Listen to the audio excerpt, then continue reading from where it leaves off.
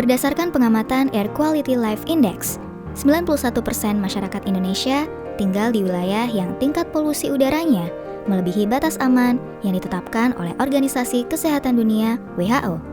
Sungguh ironis. Dengan kondisi yang sudah kritis, keberadaan mobil justru sulit sekali dikendalikan. Masyarakat telah hidup bersama kendaraan bermesin layaknya ikan yang hidup dengan air. Rasanya masalah semacam ini bukan hanya dihadapi oleh Indonesia, tetapi juga oleh setiap kota besar yang ada di dunia. Untuk mengatasi masalah tersebut, Barcelona memiliki solusinya.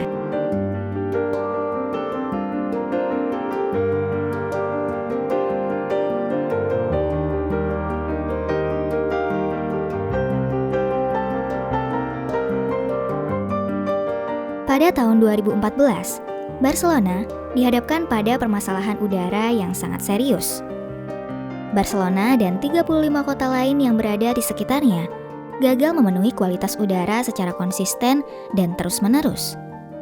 Kondisi ini menyebabkan 3.500 kematian prematur terjadi setiap tahun. Lalu lintas di kota ini juga sangat tidak teratur. Terlalu banyak polusi yang dihasilkan. Itu termasuk polusi udara dan juga polusi suara yang sangat mengganggu telinga. Kondisi itu membuat pemerintah berpikir untuk mengembangkan mobilitas perkotaan secara luas dengan harapan hal tersebut bisa mengurangi kekacauan lalu lintas. Mereka menyebutnya dengan super release.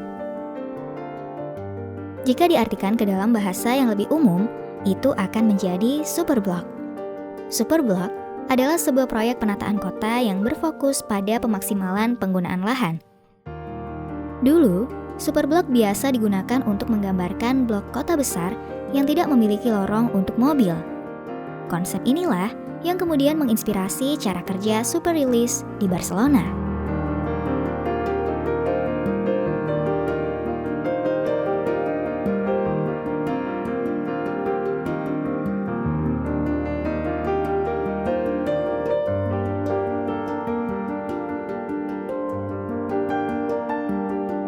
Pembangunan kota dilakukan dengan mengambil 9 blok berbentuk persegi dan menutup jalan di dalam blok tersebut dari aktivitas lalu lintas.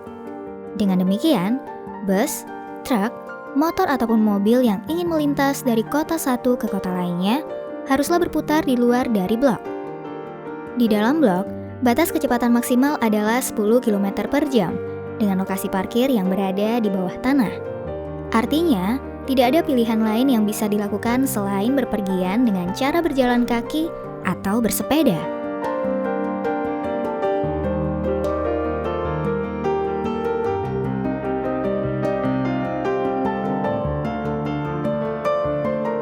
Tenang saja, banyak hal menyenangkan yang bisa ditemukan dalam konsep ini.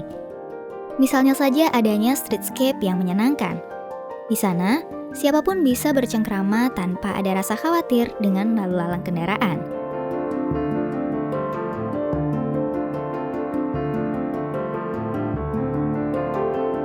Penerapan proyek ini diuji dalam 5 lingkungan saja, namun untuk peluang pembangunannya akan ada 120 lokasi yang bisa dibentuk sebagaimana konsep Superblok.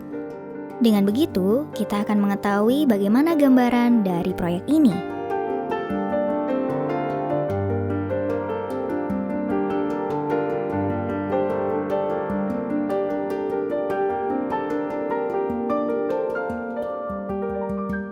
Kota Vitoria-Gasteiz, yang berada di sebelah barat Barcelona, telah menerapkan sistem Superblok ini.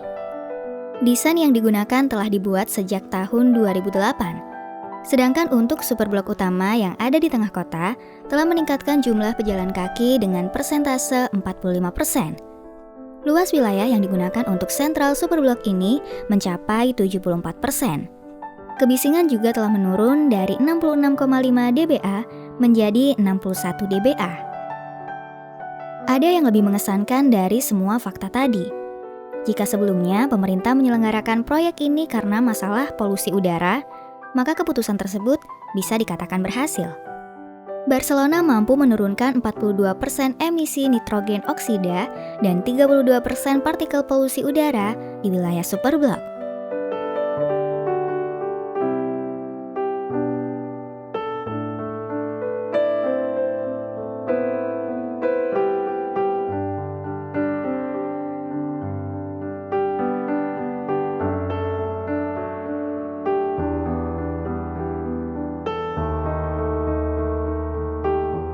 Dan sebuah pemandangan unik terlihat di sepanjang jalan saat orang-orang mulai memilih untuk jalan kaki. Ini bukan lagi tentang pengurangan mobil. Lebih dari itu, kita melihat bagaimana orang-orang tersebut tetap berjalan dengan sigap sehingga tidak ada pemandangan yang menampakkan penurunan kegiatan ekonomi. Hasil yang jauh lebih baik dari apa yang telah diekspektasikan. Bisnis lebih berkembang dan pusat aktivitas sosial juga berjalan dengan baik.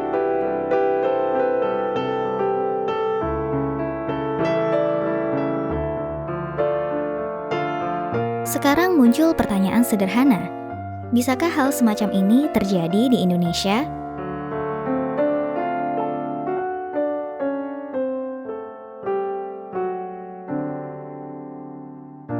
Barcelona memiliki keuntungan yang sangat besar saat memulai langkah awalnya untuk membangun konsep ini. Tempat superblok beserta bentuknya sudah dibangun sejak tahun 1859, jauh sebelum mobil mengacaukan lalu lintas jalanan. Sebuah struktur grid yang memudahkan konsep superblok dibangun oleh seorang bernama Ildefons Cerda. Dia merencanakan sebuah pemerataan dalam jaringan yang dibangunnya. Jaringan tersebut rencananya akan diisi dengan sekolah dan rumah sakit secara merata.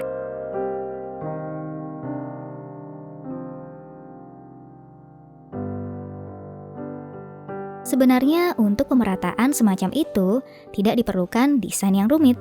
Namun desainer superblok kala itu bersikeras bahwa kota memerlukan desain yang lebih dari sederhana. Dengan modal semacam ini, superblok di Barcelona saat ini bisa mengerjakan mega proyeknya di lapisan dan bagian mana saja tanpa harus bersusah payah menata ulang bangunan. Sedangkan di Indonesia, penataan semacam ini perlu kerja yang lebih ekstra. Kebijakan ini membutuhkan pemisahan daerah perumahan dan komersial, tetapi wilayah yang dijadikan sebagai area walkable haruslah kombinasi kedua komponen tersebut. Itu bukan penataan yang mudah. Jangan lupakan tentang lahan parkir. Lahan parkir yang digunakan untuk menampung kendaraan di bawah tanah, kedengarannya juga berpotensi menjadi masalah. Butuh persiapan panjang untuk menyediakan lahan semacam itu. Presiden Habibie berusaha mewujudkan superblok di kota Batam, namun itu tentu berbeda dari superblok yang diusung oleh Barcelona. Presiden RI ketiga tersebut membuat semua kawasan komplek yang sempurna dengan segala kelengkapan fasilitasnya. Superblok tersebut dibangun di atas lahan seluas 9 hektar. Tempat itu bukan hanya dibangun sebagai hunian, melainkan juga kawasan yang memperhatikan human-centric.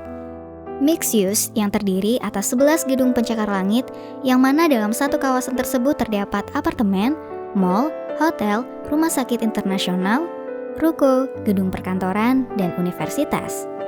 Namun bagaimanapun, untuk mengembangkan superblok yang mirip seperti Barcelona, rasanya memerlukan perjalanan yang masih sangat jauh.